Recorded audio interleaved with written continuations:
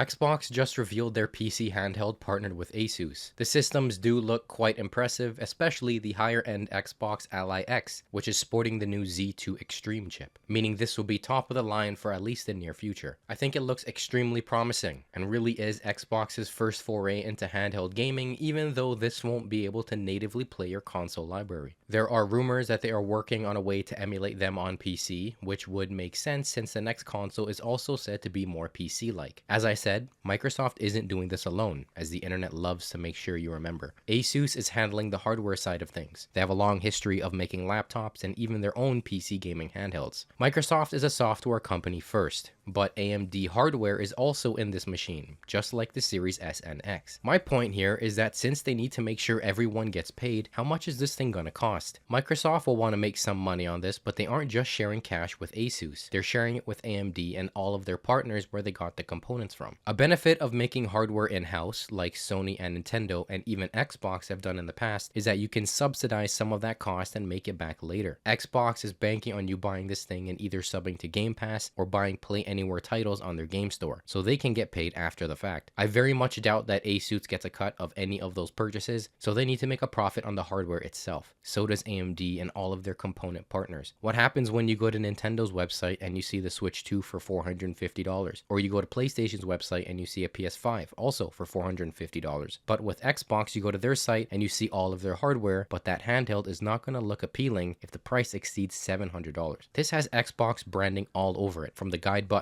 and the naming itself. People compare the big three all the time, and Xbox would be in much more of a bad spot in comparison. PC handhelds are not new, and people tend to compare them to other PC handhelds. If you're in that market, that pricing hovers much higher than $450, but it's normal. Taking one of those PC handhelds and trying to market it to a console audience is going to be tricky.